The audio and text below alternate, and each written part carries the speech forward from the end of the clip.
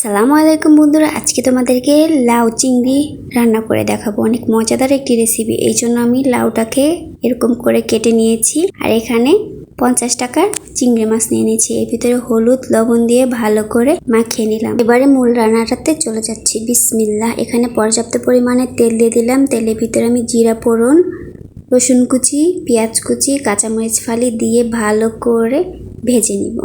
দেখুন আমার পেঁয়াজ ভাজা হয়ে গেছে। এর পর্যায়ে আমি একটা সাইড চিংড়ি মাছগুলো দিয়ে দিব। চিংড়ি মাছগুলো দিয়ে ভালো করে লালটে লালটে করে ভেজে নিব। যত ভাজা হবে মাছটা খেতে আরও বেশি মজা লাগবে। তারপর আমি পানি দিয়ে দিলাম মশলা যাতে পুড়ে না যায়। এই পর্যায়ে আমি লবণ, হলুদ দিয়ে ভালো করে মশলাটাকে কষিয়ে নিব। দেখুন মশলাটা কষানো হয়ে গেছে, একদম তেল ছেড়ে দিয়েছে। এ পর্যায়ে আমি লাউগুলাকে দিয়ে দিব। লাউগুলাকে দিয়ে ভালো করে নেড়েচেড়ে মিশিয়ে আমি ঢাকনা দিয়ে 2 থেকে 3 মিনিট কষিয়ে নিব।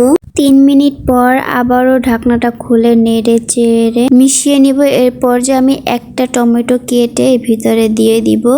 টমেটোটা দিয়ে আর একটু নেড়েচেড়ে ভিতরে আমি পানি দিয়ে দিব। পানিটা বেশি দেওয়া যাবে না, যেহেতু লাউ পানি পানি, এজন্য অল্প একটু পানি দিয়ে দিয়েছি। লাউয়ের পানিতেই এই তরকারিটা সম্পূর্ণ সিদ্ধ হয়ে যাবে। এ পর্যায়ে আমি আবারও ঢাকনা দিয়ে রান্না করব ঝোলটা শুকিয়ে আসা পর্যন্ত। আমার ঝোলটা শুকিয়ে এসেছে। এই পর্যায়ে আমি কিছুটা ধনিয়া পাতা দিয়ে ঢাকনা দিয়ে ঝোলটা একদম মাখো মাখো হয়ে আসা পর্যন্ত রান্না করব। আমার ঝোলটা মাখো মাখো হয়ে এসেছে। আমার লাউ চিংড়িটা সম্পূর্ণ রেডি হয়ে এসেছে। মজাদার একটি রেসিপি। রান্না না করে খেলে আপনারা মিস করবেন। এভাবে রান্না করে খেয়ে দেখবেন, প্রশংসা পেতে বাধ্য। দেখুন আমার মজাদার লাউ চিংড়ি তৈরি হয়ে গেছে। এটা দিয়ে অনায়াসে 2-3 প্লেট ভাত খেয়ে ফেলতে পারবেন।